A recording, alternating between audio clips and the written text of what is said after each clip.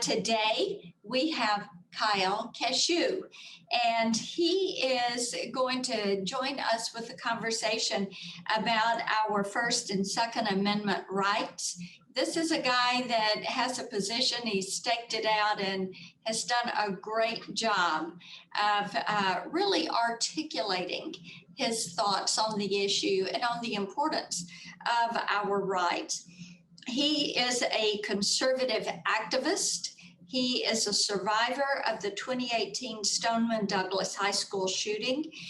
He is a Parkland school safety advocate and has spent countless hours advocating for the right to bear arms and for school safety. So, Kyle, thank you so much for taking the time to join us today. Of course. Thank you for having me on. That was a great introduction. So thank you. Well, absolutely. Well, you're 19 years old and really have a lot of life under your belt, if you will.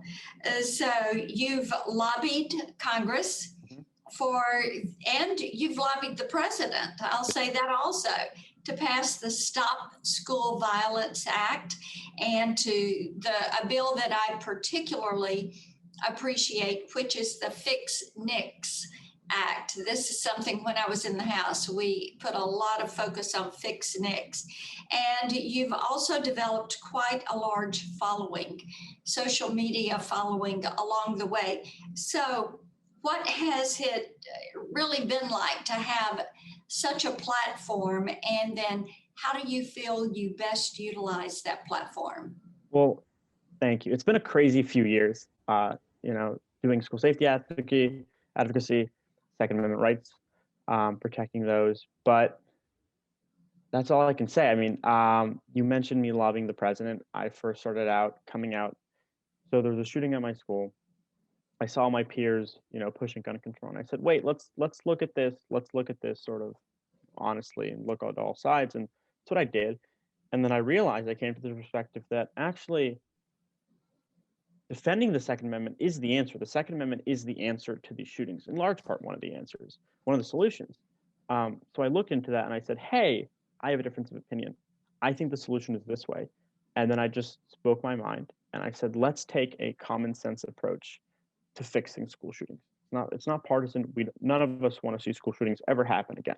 None of us do. So I met, with both sides of the aisle, Nancy Pelosi, Chuck Schumer, anyone I could meet with. And there were two bills that we were passing, the Stop School Violence Act and Fix NICS. Stop School Violence Act was, billions of dollars for school safety. Fix NICS was ensuring that states and agencies actually put in, the record so that people who shouldn't be able to buy a gun, don't buy a gun. A lot of lobbying, met with the president, got those passed. And ever since then, I've been on the same path, defending Second Amendment rights. And trying to basically just elevate the facts about this conversation, which is so important. Mm-hmm. Well, I agree with you. It is such an important conversation. And I find it so interesting that Democrats continue to push for very strict gun control. Mm-hmm. We even have one group that wants to have a complete ban on firearms.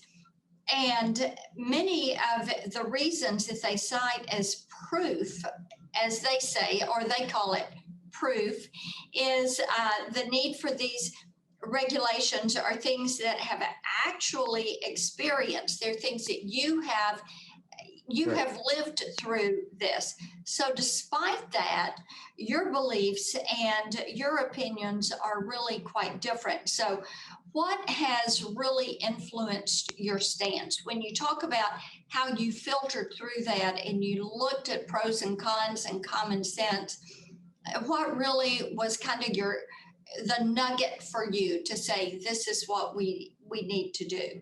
So the first thing that happened in Parkland after the shooting is I went out and I looked at everything. And one of the things that caught my eye was that the failures of the local government, which people weren't talking about. They weren't talking about how, for example, the school basically knew if anyone was going to do something, it was going to be this monster. They knew it would be this person, right? And then there were 46 reports. There were dozens of reports to the sheriff's office about this person. They investigated it. They did nothing. There are 2 tips to the FBI. He put out a few death threats on YouTube. Nobody did anything. And then when the shooting happened, there was a local official, a school resource officer who had a gun who didn't do anything. So I looked at every step and I said, wait, this is a local government failure. This is a state government failure. This is a national government failure. If states had actually done what they were supposed to do, this wouldn't have happened. But because, for example, we have something in Broward County where it's basically something of the sorts where, like, it is very hard to get a student, for example, if they have criminal behavior, or they're violent towards someone, it takes 3 strikes for them of one offense to get kicked out. Now, every year this recycles. So it is extremely hard to remove students who are violent in school. So nothing goes on the record. Nobody knows anything. The schools aren't reporting it because, for example, if schools don't report the violence, then the city violence levels, we think it goes down. So it's just not reported. They don't report it, and all of a sudden the school is extremely safe. So those So, are the government. Kyle, let me step in right there. So what you're talking about is how with minors, then these incidences do not get reported. So thereby it is not on a record. Right. I mean, this student, he threatened multiple people. He brought bullets to class, but nobody actually reported, or they reported, but nobody actually followed up on this at all. Had they, he wouldn't have been able to buy a gun. He would have been flagged as mentally ill through the system. But because they didn't report this, that he wasn't flagged. So I realized that A, this is a government failure issue.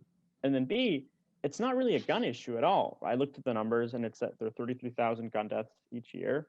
2/3 of those are suicides.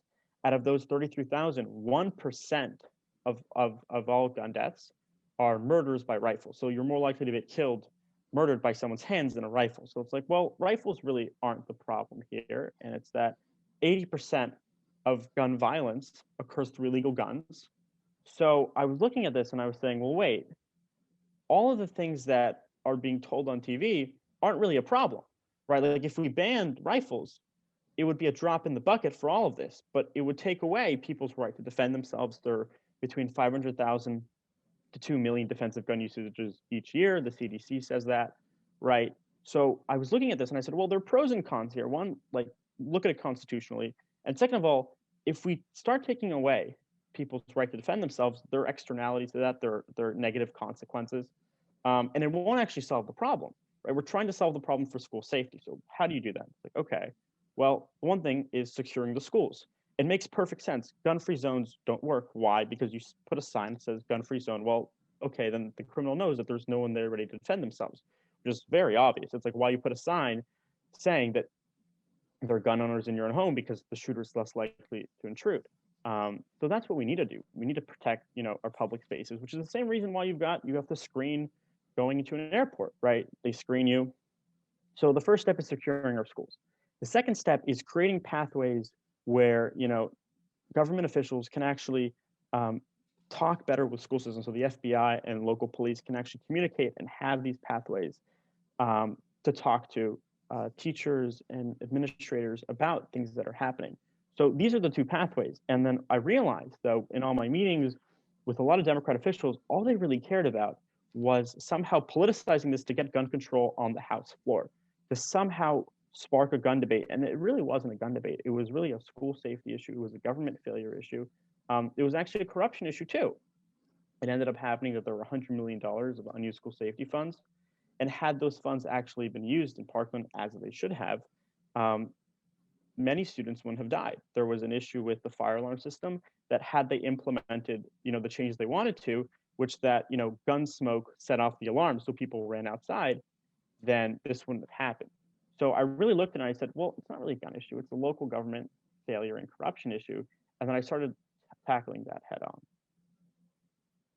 So do you feel like they just go to the area not to get to the root of the problem? That's what it sounds like you're saying, is you think going to the root of the problem is the way to solve this, right, instead of, as the Democrats say, well, it is the fault of the gun. Right. You're looking at it as This wasn't Yeah. a gun issue at all, really. It was really the matter of government failure.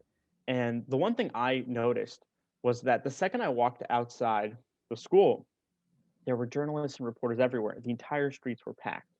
And that they were just seizing on this moment to politicize. Immediately, they politicized this issue. Mhm. Um, and this was their agenda, which I caught on very, early on. But, it is what it is. And a lot of these journalists came for a political reason. But I really wish, like, I sat down with a few of my peers back then, and I tried to explain it to them logically. But the issue is a lot of people, and I don't blame them, they're very emotional, right? And it makes sense why. But I looked at it logically because at the end of the day, emotions go away. But really matters is like what can we logically get done that actually changes it, not something that makes us feel good, that makes us feel safer, but doesn't actually make it safer, which was Yeah. my end goal. Yeah. Well, let's look at the benefit of a proposal like Stop School Violence, which Right. we passed that when I was in the House. And look at the importance of having a proposal like that, a proposal like the Fix NICS, Hmm. and what that brings to the debate as we talk about gun rights Right. and combating violence. Hmm. Yeah, I mean, I think that Fix NICS, what it does is that it actually forces agencies to put in the system that they should do in the first place, right? To send those, who's mentally ill, who has a felony so that they can't buy a gun, right? This would have changed multiple shootings. There was one in Texas, Sutherland Springs, where I think it was had the Air Force or the Navy or whatever branch, I forget the name, put in the records of an individual who had, I think he had a domestic abuse charge. He wouldn't have been able to buy a gun.